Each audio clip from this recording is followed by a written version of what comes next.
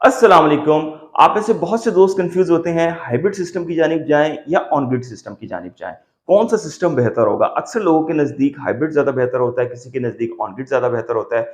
इसमें क्या एडवांटेज हैं और क्या डिसएडवांटेज हैं? शॉर्टली तौर पे आपको बताने की कोशिश करेंगे। वीडियो को शुरू करते हैं, लेकिन सबसे पहले एक रिक्वेस्ट होती है कि अपने चैनल को आप सब्सक्राइब कर लें, वीडियो को लाइक कर दें। जल्दी से आगे बढ़ते हैं। देखिए, जो ऑन ग्रिड सिस्टम होता है, सबसे पहले समझ लेते हैं वो क्या है। जिन लोगों को नहीं पता उनके लिए ऑन ग्रिड सिस्टम एक सिस्टम आपने लगाया है, आपने इन्वर्टर लगाया हुआ है ऑन ग्रिड और उसके साथ सोलर प्लेट्स लगाई हुई हैं। जितनी भी आपकी प्रोडक्शन हो रही है बिजली की, वो डायरेक्टली तौर पे आप अपनी अप्लायंसेस को घर में यूज कर रहे हैं, और जो बिजली आपकी बच रही है, जो इजाफी है, वो ग्रिड की जानिब आप दे रहे हैं, यानी कि आप वापडा को वो अपने यूनिट्स एक्सपोर्ट कर रहे हैं। अब महीने के एंड में एक बिल आ जाता है, उसमें होता है कि जी आपने इतने यूनिट इस्तेमाल किए हैं और इतने ग्रिड को वापस दिए हैं। तो आपका जमा तफरीक बन जाती है कि जी आपका या तो लेवल होता है, या अक्सर लोग ऑन क्रेडिट चले जाते हैं, या अक्सर लोगों को थोड़ा सा बिल भरना पड़ता है। इसमें यूजुअली तौर पे ये होता है कि पूरे साल के जो बिल होते हैं उसको लोग देख लेते हैं, और पूरे साल के बिल के हिसाब से जो है वो अपना सिस्टम लगवाते हैं कि हम इतने यूनिट तो इस्तेमाल कर ही लेते हैं, तो हमारा बिल जीरो जीरो हो जाए, या अगर आए तो 1-2 हज़ार बस आ जाए। तो इस हिसाब से लोग चलते हैं। दूसरी जानिब जो हाइब्रिड सिस्टम होता है, हाइब्रिड सिस्टम में क्या होता है कि आपको 1.5 टाइम्स ज्यादा इन्वेस्टमेंट करनी पड़ती है। उसमें आपको हाइब्रिड इन्वर्टर लेना पड़ता है, जो कि महंगा होता है। ऑन ग्रिड की निस्बत हाइब्रिड इन्वर्टर हमेशा महंगा होता है। वायर ज्यादा यूज करनी पड़ती हैं, बैटरीज का खर्चा एक्स्ट्रा तौर पे होता है। अगर आप 10 किलो वोल्ट का सेटअप लगवाने जा रहे हैं, तो उस हिसाब से जब आप बैटरीज परचेज करते हैं तो उसमें खर्चा ज्यादा हो जाता है आपका। अच्छा, अब इसमें क्या चीज है, देखें, 2020 से पाकिस्तान में सोलर का जो रेवोल्यूशन आना वो स्टार्ट हुआ था। लोगों ने रुझान बना था, सोलर सिस्टम लगवा रहे थे। उस टाइम लोग बहुत ज्यादा हाइब्रिड सिस्टम की जानिब जा रहे थे। वो इसलिए कि 2020, 21 और 2022 में भी किसी ना किसी हद तक लोड शेडिंग एकदम आई थी। तो लोड शेडिंग बहुत ज्यादा थी, लोग सोच रहे थे कि भाई क्या करें, तो लोग ज्यादातर ऑन ग्रिड की जानिब बजाय जाएं वो हाइब्रिड की जानिब जाते थे। ऑन ग्रिड में क्या होता है कि वो आपका सिंपली तौर पे वापडा से सिंक्रोनाइज होता है, आपका सिस्टम वापडा से लिंक होता है। लाइट गई, सिस्टम टोटल बंद, आपका सोलर सिस्टम भी बंद हो जाएगा, कोई भी चीज आप अप्लायंसेस चला नहीं सकते। तो इस चीज से अक्सर लोग घबराते हैं। इसमें सिंपली तौर पे एक क्या चीज होता है, ये डिसएडवांटेज है जो आपका ऑन ग्रिड सोलर सिस्टम होता है। अच्छा, ऑन ग्रिड का इन्वर्टर हमेशा सस्ता आता है, खर्चा कम होता है, और आपको बचत होती है। और खास तौर पे ऐसे लोग, आप एक ऐसा बंदा है जिसका बिल बहुत ज्यादा आ रहा है, और वो बिल से बहुत ज्यादा परेशान है कि भाई ये बिल बहुत ज्यादा आ रहा है, मैंने किसी भी कीमत पे बिल को कंट्रोल करना है, तो फिर उसके लिए सबसे बेस्ट ऑन ग्रिड सिस्टम ही होता है। कि आप कोशिश करें, आपकी अगर सालाना 8,000, 9,000 यूनिट या 6,000 यूनिट इस्तेमाल हो रहे हैं, आप उस हिसाब से देखते हुए अपना 6 किलोवाट, 7 किलोवाट, 8 किलोवाट का सेटअप लगवा लें, और अपने बिल को या तो जीरो कर दें बिल्कुल, या थोड़ा बहुत क्रेडिट में आने लग जाए कि वापडा नहीं उल्टे आपके पैसे देने हो।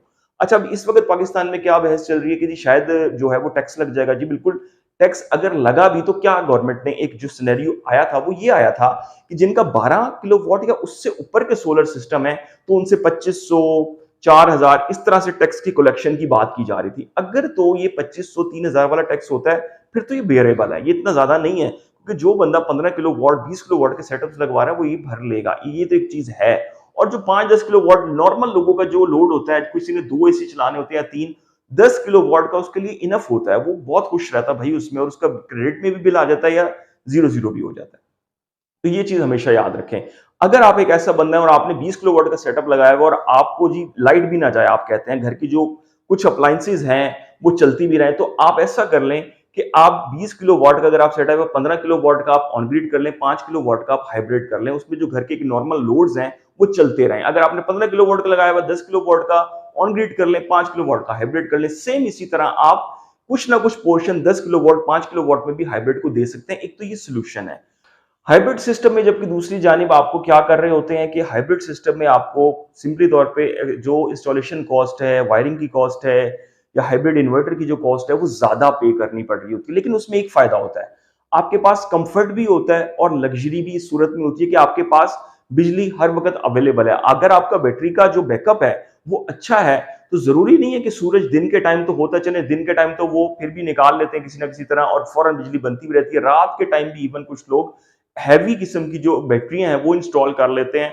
और रात के टाइम एसी भी चल रहे होते हैं लोगों के, और लोग यूज कर रहे होते हैं। लेकिन उसमें यही है कि आपकी कॉस्ट बहुत ज्यादा बढ़ जाती है, लेकिन उसमें क्या है, लग्जरी है एक।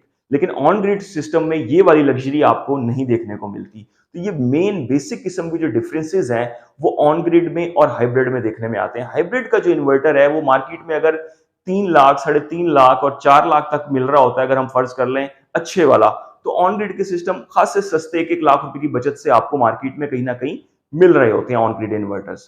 तो आप पे है। अब इसमें एक चीज क्या आती है, इस वक्त भी पाकिस्तान में अक्सर लोग ऐसे हैं जो गांव देहात में रहते हैं और वहां पे 7-7 घंटे तक भी लोड शेडिंग हो रही है। आपने सिंपली क्या करना है, अगर आप किसी सिटी एरिया में रह रहे हैं, लाहौर है, कराची है, मुल्तान, और आप देख रहे हैं आप एक पॉश एरिया में रह रहे हैं, किसी ऐसे एरिया में रह रहे हैं जहां पे लाइन लॉसेस नहीं है और जो वापडा आपकी जो तकसीमकार कंपनी है आपके शहरों में वो ज्यादा लोड शेडिंग नहीं कर रही, तो फिर तो आप ऑन ग्रिड सिस्टम लगवा लें इजी होकर। उसमें आपकी बचत भी है, बिल भी जीरो हो सकता है, क्रेडिट पे भी आ सकता है, तो आपको फायदा ही फायदा उसमें तो होना है सिस्टम में।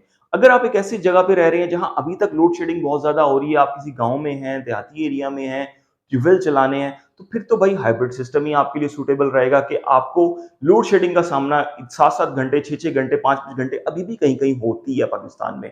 तो फिर तो आप हाइब्रिड की जानिब जाएं और बैटरियों पे आपको एक्स्ट्रा खर्च करना पड़ेगा, हाइब्रिड इन्वर्टर पे भी एक्स्ट्रा खर्च करना पड़ेगा, तो फिर आपके लिए वो सिस्टम सूटेबल रहेगा। मजमूई तौर पे आप ये देख लें कि अगर एक ऑन ग्रिड सिस्टम 5 किलोवाट का 5 लाख, साढ़े 5 लाख में फर्ज करने लग रहा है, तो सिंपली वही हाइब्रिड सिस्टम 7 लाख तक भी चला जाता है और कभी कभी इससे ऊपर भी चला जाता है अगर आप एक्स्ट्रा बैटरियां जो है वो इंस्टॉल करवा रहे हो और आपने 2-2 एसी भी चलाने की ख्वाहिश रखते हैं। तो लग्जरी हाइब्रिड में है, लेकिन जो नॉर्मल एक बात है वो ऑन ग्रिड में ही है। लेकिन जो लोग शहरों में रह रहे हैं जहां लोड शेडिंग शायद 1 घंटे 2 घंटे होती है, वो तो बियरेबल है फिर भी किसी ना किसी तौर पे। लेकिन अगर आप एक ऐसा बंदा है, आपका काम बहुत अर्जेंट है, आपके सिस्टम चल रहे हैं, कंप्यूटर्स चल रहे हैं, आपका फ्रिज नहीं बिल्कुल बंद हो सकता, आप कंप्रोमाइज नहीं कर सकते, तो आप अपने 10 किलोवाट का, 12 किलोवाट का कुछ पोर्शन हाइब्रिड करवा लें, तो वो बहुत ज्यादा बेहतर है।